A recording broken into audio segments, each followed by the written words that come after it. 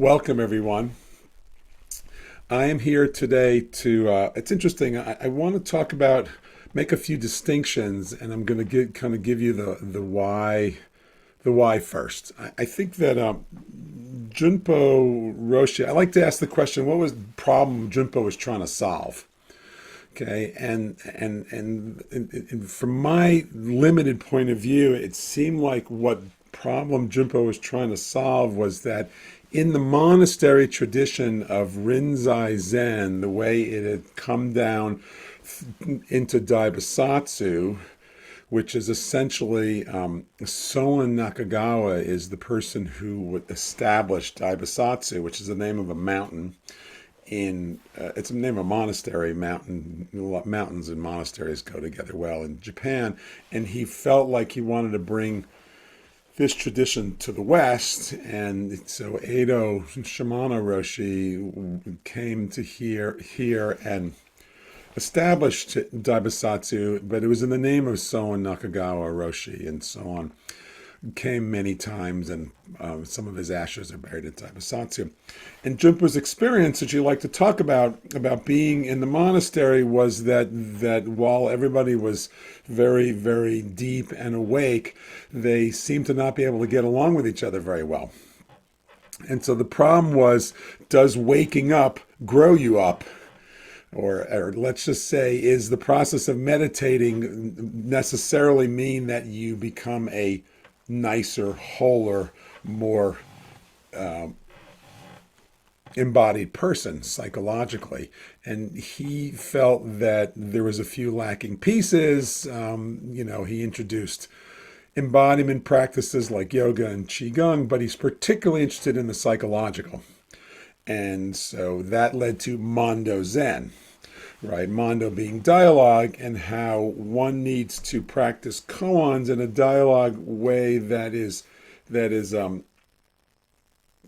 actually, I would say it's reciprocal. It's not just my insight, your insight, our insight. It's that, no, there's this reciprocality of the way that we interact with each other, particularly around psychological parameters, feelings or information, in such a way that becomes the access point for the insights. The insight being that we are not separate, that there isn't really when we're separate, that means we think there's a self there, but there isn't really that self. The self is an artificial construction of some sort. And so he went about creating emotional koans and teaching us, and building this kind of hybrid, this hybrid sort of monastery base Zen, where we would go off on these 8-day sessions, and without saying this in a negative way, pretend that we were monastics for 8 days, in some way or another, and then we'd all go home, and life would go on, and it would sort of wear off in a lot of ways. Some of us who are on this particular about half of us, we watched that evolve and slowly integrate with the 21st century communication systems, where we recognized that we could, be together more frequently than simply 8 days, twice a year, once a year, 4 times a year. Engo was the person who started the daily Zoom practice, which is now virtual Zendo, where we can practice together. And so now it's almost probably been about 10 years since we're a global Sangha.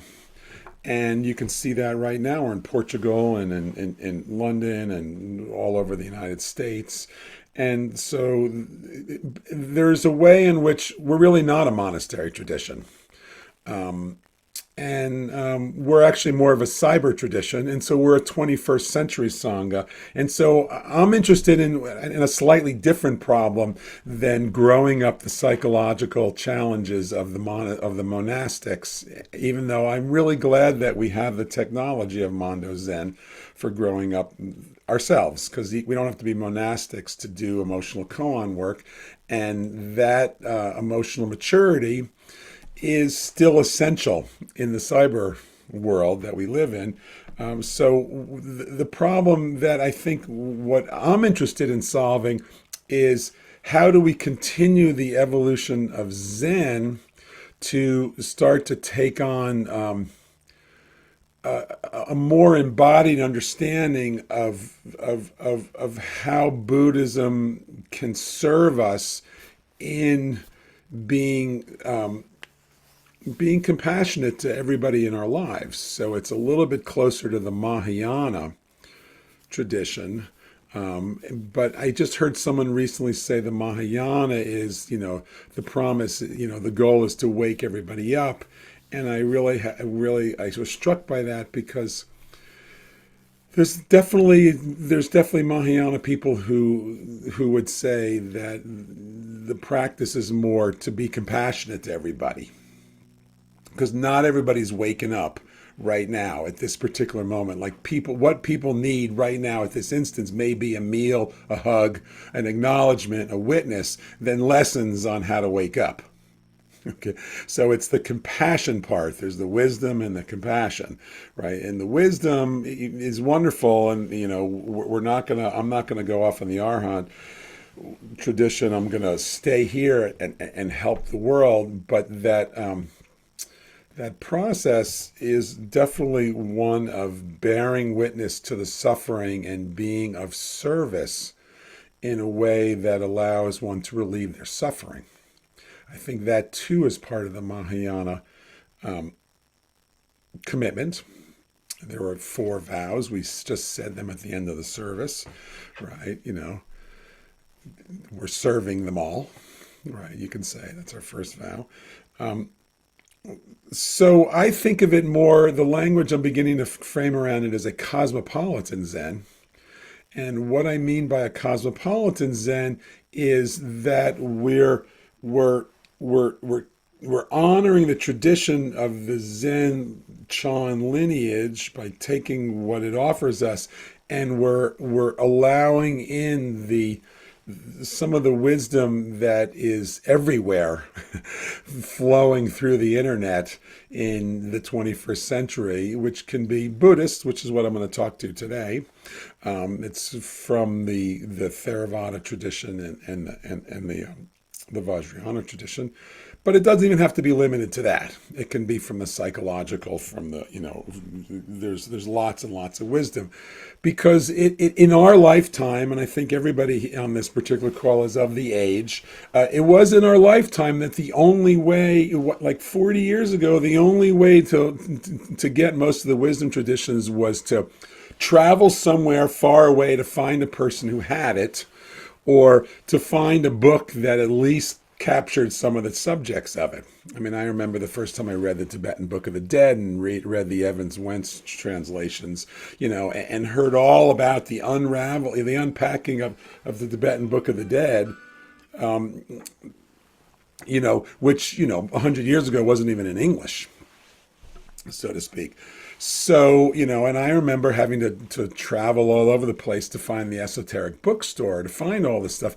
And now you can sit in your little, room and at any hour of the day. I mean, I get a YouTube notice, of another reading, another wonderful text. I mean, the amount of access to text and people, and excuse me, this is not on mute. That's not very helpful. Speaking of technology, it intrudes. There. So it's all here all the time. So we don't have to do that work. We have to do something different with it. We have to have a different sort of filter, a different understanding. So with that said, this is a little piece on some technicalities that I think that the Zen tradition in its traditional mode tends to leave out. And what I mean by leave out is that the orientation of Zen, and we've been studying this in the clergy tradition, is how when Bodhidharma comes to China, and I remember when I used to think that he introduced Buddhism to China, but that's actually not what he did at all. There was tons of Buddhism in China at that particular point in time. As it had become the court tradition, and it was full of sutras and agamas and all these different texts, and Bodhidharma simplified it into no. which Junpo simplified it into Stafu, right? Which is this, a similar idea, which is like skip all that stuff and let's be here now, right? And so there's he meets with the emperor, and the emperor, asks him a few questions, and he basically says no and fuck you, and he leaves. Excuse my interpretation of that particular story, but and then he sits against the faces of a wall for 9 years. I don't think he's really a good role model for the compassion of the world folks. But he's a really good role model for the way Chan oriented then for the next, you know, 500 years or so. And boy, they got persecuted. We don't study the history of Chan, but in the 8th and 9th century, they definitely burnt all the books, and they definitely ran the Buddhists out of town. Right. And for those who are following the koan that we were just reading, I mean, the sixth patriarch hid for 15 years because the Buddhists didn't want to have a low-class person being a patriarch. Basically, like when he gets initiated, the fifth patriarch initiates the sixth patriarch, and he says, and you better run, because if you stick around, they're going to kill you. And these are the Buddhists. Very awake, huh?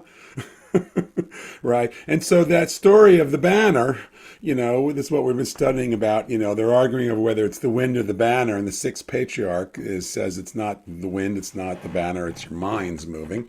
But this is his first time back in 15 years because he had to hide. Okay. So the world was kind of isn't that much different. We still hide now. But fast forward to now, we kind of learn this no instructions, just sit technology in a Rinzai tradition. We're given these koans and asked to try and figure them out, even though trying to figure out is exactly the only way that doesn't work. Basically, that's the notion of a koan, right? If you're trying to figure it out, you ain't doing it right. Right? There's no instructions how to do it. And say, can we improve upon this technology of learning? So here's a little lesson on a technology of learning, right? A lot of the basic meditation that we're doing in Zen, right, the basic Zazen practice, is essentially what you learn in Theravada as Samatha practice, concentration. Learn how to concentrate. Junpa used to say this all the time. He used to say, it doesn't really matter what you concentrate on, you have to practice concentrating. Right? He ended up focusing on either listen, the sound of a bell into the silence, and if your mind couldn't stick with that, you can put a word in there, listen, right? Listen. If you forget to listen, remind yourself to listen. And he also liked no, right? He got a little cute with it, and he turned it into no, K-O-N-O, no, but that really isn't different. Right. The point was no to thoughts arising. So you're practicing concentrating. In the Theravada traditions, that's samatha, right? That's learning how to concentrate. Okay. And there are lots of good ways of learning how to do it, and there's, a bunch of different pieces that are better, which we're not here to talk about it. But my experience of Zen is that's kind of about all I learned. Right. And it isn't only till recently that I've come to understand that in Buddhism, there's actually there's other types of meditation. I mean, I knew this because I went to Vipassana retreats, that there's metta, there's compassion practice. Okay, and I've heard it said that Zen sort of has a habit of overlooking it, and I was the staunch person saying, oh, look in the second koan, where in your body is this, clear, deep heart and mind arising? Oh, it's in my heart. You see, it's a marriage of wisdom and compassion. Okay, so yes, Zen has compassion in it, but we don't focus on it very much. Right, which is why I've added, and you all did it, this field of care practice. The field of care practice I learned from Lama John McCransky. He's an academic, he's a teacher. He's a student of Lama Surya Das, who's another integral guy. So he's a peer of Junpo. He's an American. I noticed that I actually, as a student, tend to favor the American teachers. I don't resonate so much with the Asian teachers myself. It doesn't mean they're better or worse. It's just, I resonate. And that's his whole thing. It's a Vajrayana practice. It's like establish a field of care. And interestingly, just in case you want to know the concept of it, one of the things that he points out is not everyone does really well with closing their eyes and or staring at a wall or being in little solos to meditate, right? That isn't necessarily good for everyone. And actually, some people need to meditate in a field of others to feel like they're not alone. So one of the ways of dealing with that is to establish that you're not alone. First thing out. Before you get into your samatha practice, you establish that you're not by yourself. How do you do that? Well, imagine that your mom is with you, or you imagine your teacher's with you. They're with you. And if you actually believe in non-duality, why would they not be with you? They're here all the time, right? It sounds good to me. I like that. Okay, so that's a Vajrayana practice that I brought in. This is what I mean by cosmopolitan Zen. We're bringing in other practices. So there's samatha meditation, which is concentrations. There's compassion. And then, of course, you've all probably heard the term, there's insight, right, which is vipassana. I'm going to use the Pali terms. And then, so insight is a different style of meditation. Actually, what we did today was an insight meditation, right? It was less about how to get you to concentrate and more about the insight of emptiness, right? That was what I was hoping to point at, right? The insight of, like, there is no boundary, there is no inside, there sound, eyes, it's all pure awareness. It's all empty, right, in some way or another. So while I'm about halfway through my talk and I haven't even started yet what I was hoping to talk about, but that's okay. I wanted to give you the runway. Now, of course, Junpo didn't leave this stuff out, right? So it's interesting. It's almost like a footnote. So in the Manda manual on page 2 under the history, right, he actually says, and I'm going to read this to you, the Buddha taught that a new view was essential, that we first must understand these 3 truths: impermanence, suffering, and selflessness. So that's what I'm here to talk about. Those are insights. Okay, impermanence, anicca, suffering, dukkha, and selflessness, anatta. Okay, but what is so useful here is what he then goes on to say. He says, impermanence, when we truly realize, italics, understand and embody impermanence, we no longer grasp and cling to that which is eventually going away, no matter how tenaciously we cling. This realization brings gratitude as we now fully experience, appreciate, and radically accept the ephemeral nature of this life, this very moment, this fleeting gift. So anicca. So, okay, so it's easy. Yeah, I get it. Life's impermanent. Watch the stock market sometime, or, look at the state of the Middle East, right? It's pretty impermanent. But that's an intellectual understanding. So then the question then becomes, how do I really get an embodied understanding of it? Okay, well, embodied understanding would require a little bit of work. Okay, it actually says, well, can I take a practice of noticing impermanence when it arises? So let's try this for a second. Okay, we're going to do a 1-minute meditation. Let's have you close your eyes for a sec. And then bring your attention to your breath.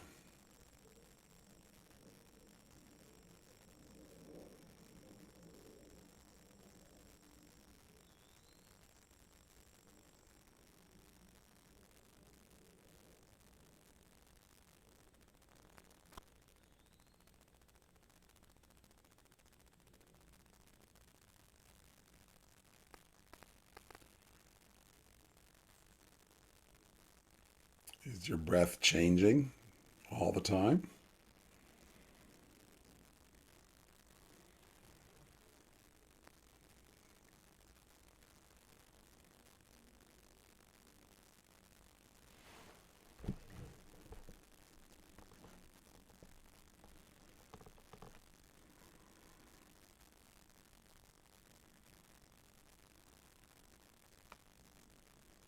Anicca, impermanence, means inconstancy, instability, impermanence. You can open your eyes now. Okay. Once again, it's an easy concept to grasp, but the practice is deliberately and repeatedly attend to the appearance and disappearance. That's a style of meditation. So if anyone's ever done a Goenka retreat, that's what you do for 10 days, right? And it's pretty amazing because you like start to dissolve. And it's interesting, if we go back to the check-in on this particular call, folks are dealing with grief and loss. That's another place that you really notice impermanence. Right? As we get older, we notice impermanence more and more in a lot of ways, right? So it's not just thinking about impermanence, it involves seeing and sensing it. So the invitation is well, and if we were here together for a month, we could say, let's spend a week doing Anicca meditation, an insight meditation. That's a different thing. And so I just want to put this back up. That isn't the way classical Zen would actually teach. This is what I'm saying a cosmopolitan Zen does. Like, we can still do Zen, but we can also say, let's do Anicca meditations for a week. And come back and be able to actually have the embodied experience of being able to actually say what that's like. Which I like to do. I'm going to pay attention to time because I think I like to try and get us into small groups. So I'm going to wrap this so we can do that. Okay? All right. So the second one I think we're all familiar with, which is dukkha, right? Which, often gets translated as suffering, but I think it might be a little easier to just say unsatisfactory. Okay? Why is it unsatisfactory? Because it's impermanent. Right? It's like, oh, this is great. Huh? Oh, it's gone now. Right? It's not reliable. It doesn't provide lasting satisfaction and fulfillment.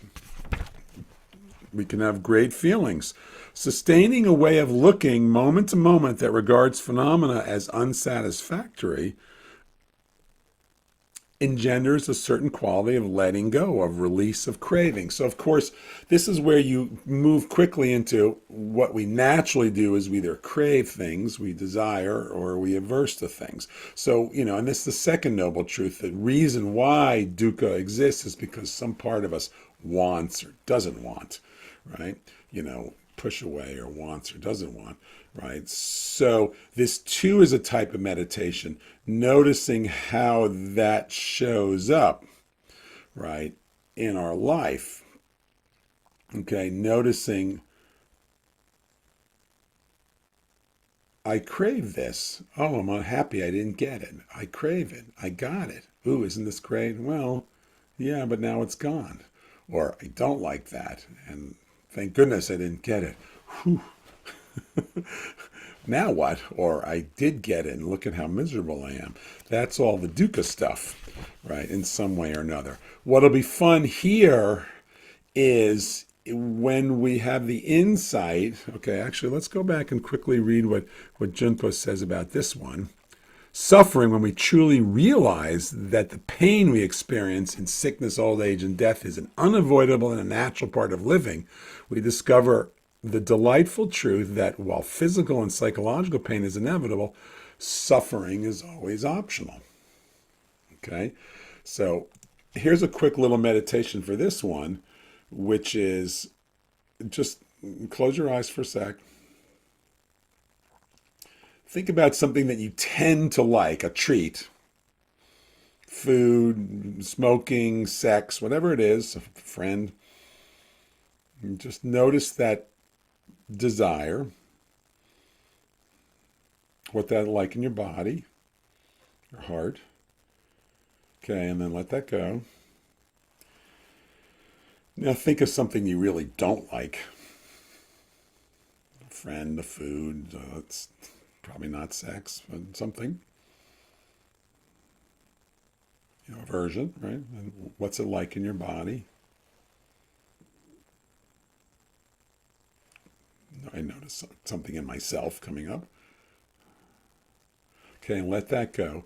Now, The still point between desire and aversion, let yourself settle where you're not going to go into those poles, right? If you're just floating around without desire and aversion, the still point is a sense of fulfillment. That just what is just right.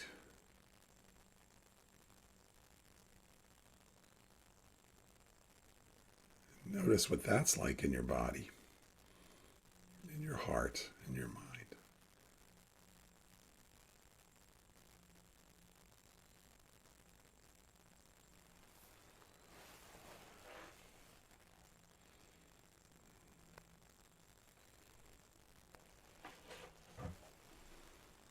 Okay, and release that.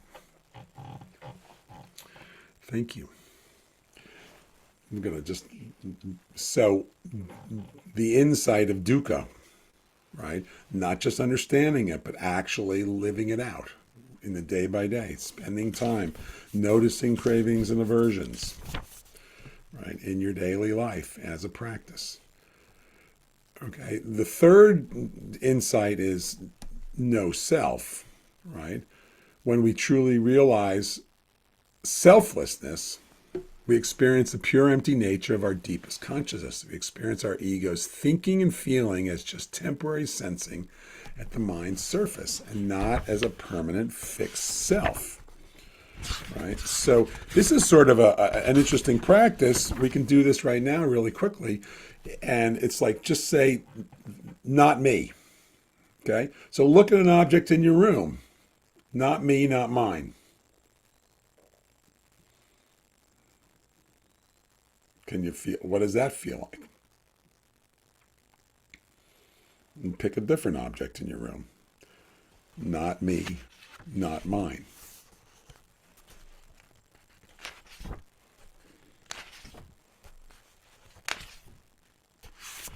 So that's material phenomenon.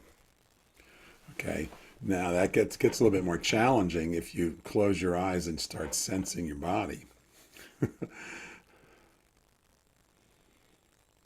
So just notice a sensation. Can you say, not me, not mine?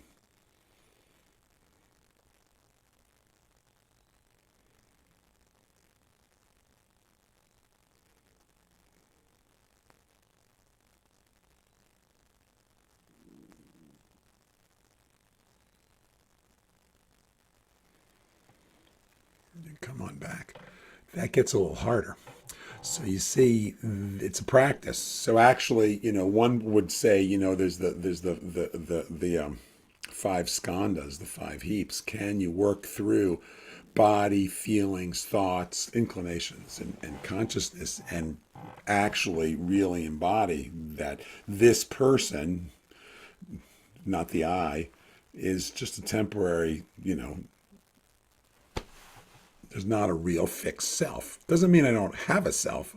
I have a self. I'm definitely Ekai and Joel, and I like this self. But I recognize at another level, this is just a temporary phenomenon of being here, and that self is constructed. It's constructed. So that's the third insight. So wrapping up and being able to go into like 10-minute groups, actually, Mingpo, if you want to put up 3 groups, right, and you make sure you split Ango and me, and and Nanda up, those 3 as groups, and then partner everybody else up if you can do that.